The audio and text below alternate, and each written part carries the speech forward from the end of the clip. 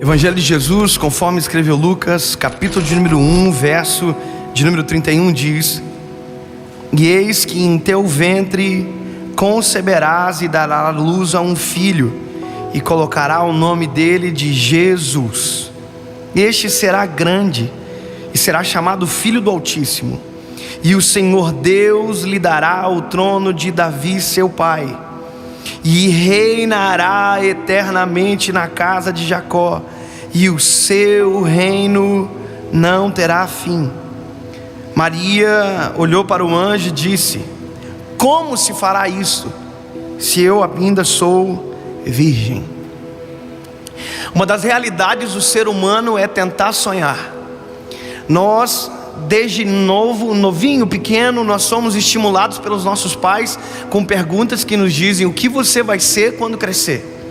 E todos nós aprendemos a responder essas perguntas com coisas que estão ao alcance dos nossos olhos. Quando eu era menino, eu tive as mesmas perguntas que com certeza todos vocês tiveram: o que você vai ser quando crescer? E as minhas respostas eram diversas, e elas foram amadurecendo e crescendo, mas nunca saíram do meu campo de visão. Ou seja, eles sempre tiveram dentro da minha limitação, daquilo que eu conhecia, daquilo que eu sabia. Quando eu era novinho, eu me lembro que um dia nós estávamos numa loja, e a minha mãe olhou para mim e falou para a moça, dizendo assim: olha, presta atenção no que ele vai dizer. E a minha mãe olhou para mim e disse: filho, fala para a moça o que você vai ser quando crescer. E eu disse para ela: mãe, eu quero trabalhar na Tupi. A Tupi é uma empresa de Joinville, eu sei que todos vocês sabem, mas talvez quem assiste e está assistindo não. É uma empresa de fundição aqui de Joinville. E eu me lembro que o que me fez sonhar em trabalhar naquela empresa foi porque tinha um homem que ia na nossa casa, que ele ia vestido com a roupa da Tupi. Era uma roupa azul, um macacão grande, e eu achava aquilo demais. Eu dizia comigo: se um dia eu usar uma roupa dessa, eu vou ser feliz. Porque o sonho meu era limitado àquilo que eu conhecia, aquilo que eu via.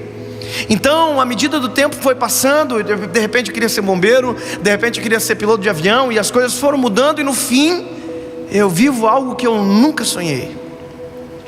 E a prova de que o sonho é limitado à nossa realidade foi um dia que eu estava dentro da minha casa, e eu descobri que quem morava embaixo era um jovem de 17 anos, que acordava 3 horas da manhã para trabalhar, fazendo e formando paver, aqueles tijolinhos para colocar no chão. Acordava 3 horas da manhã, trabalhava durante toda a madrugada, meio-dia, dormia, e acordava de madrugada para fazer isso todos os dias. E aí um dia eu encontrei ele, depois de saber disso, e falei: mano, você sabia que você pode viver algo diferente? Você pode sonhar algo diferente, você é muito novo, você tem um projeto, um futuro brilhante. E eu disse para ele: qual é o teu maior sonho? Eu pensei que eu ia poder dar um caminho para ele viver aquele sonho. E ele disse para mim: olha, o meu sonho é trabalhar de caminhoneiro. E eu disse para ele: e ser dono de um caminhão? Ter uma empresa? E ele falou: não, só ter a carteira registrada e trabalhar dentro de um caminhão, eu vou ser feliz. E essa é a realidade do ser humano. Por isso que quando Deus apresenta a realidade dele para nós, o nosso primeiro impacto é dizer: não combina comigo, é incompatível. Quando o anjo Gabriel entrou na casa de Maria, Maria era apenas uma menina, quanto qualquer outra menina da Palestina, que não tinha nenhuma visão de algo bom para o futuro. As mulheres eram segregadas, não tinham o mesmo valor naquela época. E de repente um anjo entra na casa dela e diz que ela vai ter um filho, e que o filho dela seria o rei, iria tomar o reino de Jacó, seria um futuro extraordinário. Então isso para Maria é algo que não combina com a realidade dela. E a primeira coisa que Maria diz para o anjo é algo que nós sempre dizemos para o Senhor quando algo maravilhoso vem sobre nós: Deus, isso não tem nada a ver comigo. Deus, eu sou muito pequeno. Deus, isso não dá. Quando você olha para Jeremias, Deus falando com Jeremias, dizendo que ele profetizaria para a nação, ele diz: Senhor, mas eu ainda sou uma criança.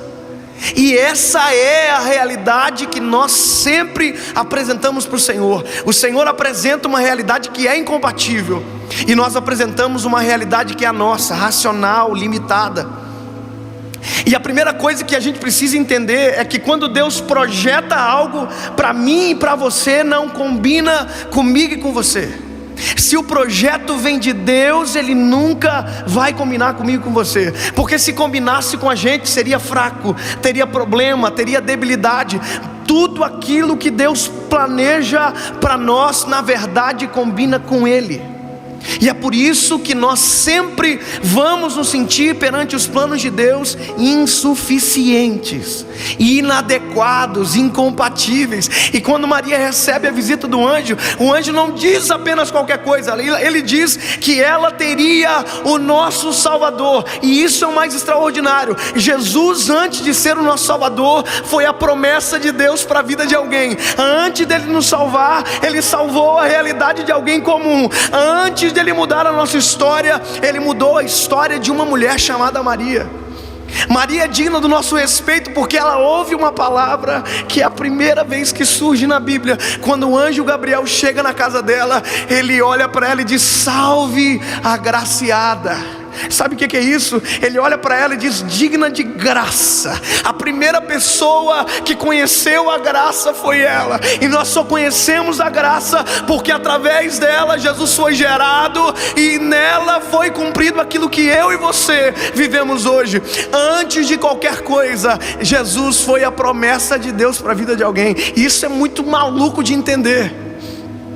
Imagina, o anjo fala para ela e a quantidade de coisas que passa na cabeça de Maria, José, a sociedade, tudo o que ia acontecer. E aí ela diz a impossibilidade daquilo se realizar. E quando ela apresenta a impossibilidade, o anjo Gabriel olha para ela e diz: ei Maria, dá uma olhada para Isabel. Ela não era estéril? Aí parece que eu vejo Maria fazendo assim. Era.